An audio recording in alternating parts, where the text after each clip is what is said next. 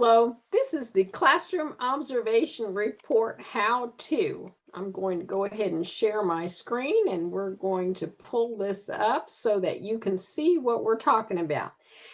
Since this is week 2, this is going to be due in a few weeks. This is not going to take place this week. So please note that this is something that is going to start this week, but completed several weeks from now. This is just to get you started because it's terrible to wait until the last week to do something like this.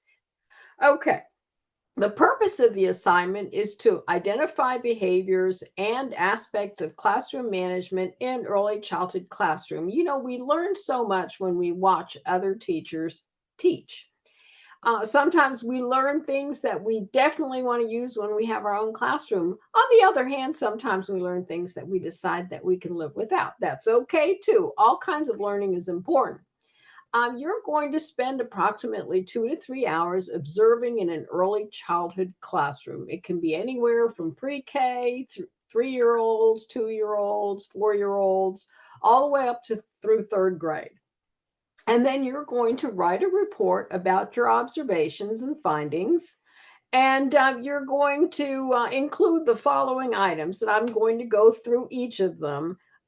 When you get done, you're going to turn in the completed signed classroom observation cover page, which is required, and it is in the syllabus.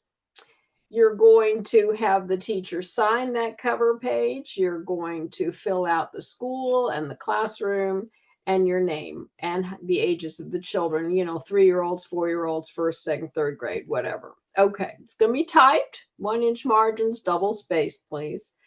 You can number it if you wish, but please use complete sentences when you're putting in your responses. So you're going to have a description of the children in the classroom, just your observation. You don't need to ask the children how, that kind of information. Just what do you see as you look around the classroom? What kinds of diversity do you see? Are there English language learners? Is there anyone with an obvious disability? Please don't ask about it. We're not trying to be nosy. But if you see someone with a seeing eye dog, you can assume they have an eye issue. So then you're going to look at what kinds of instruction did you observe? Large group, small group, one-on-one. If you observed group time, what kinds of activities occurred? What did the teacher do to engage the children? How engaged were they? What kinds of centers were they? Describe the centers. And just tell us what you see. What kinds of activities did you observe? What were the children doing? What were the teachers doing? Describe the physical environment. What was hanging on the walls? Was the children's work displayed in the classroom? Was there a schedule posted? Where was it posted? Was it where the children could actually see it and make use of it, or was it a little piece of paper next to the door? Was it illustrated? Were there photos so the children could make sense of it? Obviously, if you have a schedule in a 3-year-old classroom, it's got to have pictures. Obviously, they're not reading. Were there rules and expectations posted? And if they were, please let me know what they were. I want to give you a list. What kinds of visual cues were used in the classroom? Choice boards, marks on the floor where the kids are supposed to sit during group time, marks on the floor where they line up when they leave the classroom. Those are visual cues. Sometimes teachers have up a poster with the steps in washing your hands. Those are visual cues. So let me know what you saw there. All kinds of transitions did the teacher use?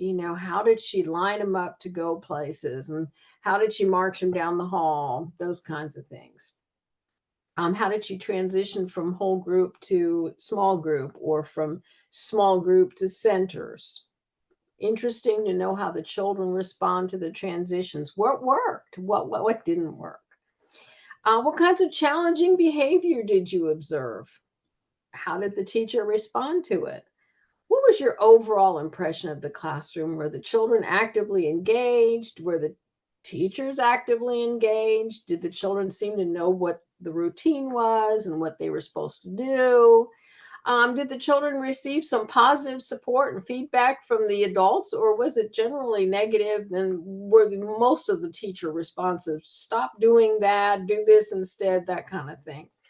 What was one thing you really liked about the classroom? What you could use to really recommend this classroom to others? And what would you change if you had a choice? So, and if you see other things that are not on this, that's totally fine. Feel free to include that. I'm always glad to learn more. If you wish to see how this will be graded, the grading rubric for this is right here, and it's pretty specific. There you go. You can just go through this, and that is how it will be graded. If you have any questions about this, please let me know. There is a letter here for the principal. And if, for instance, the principal wants to know why you're doing this, you can download this and fill in your name. They're welcome to call me if you have any questions.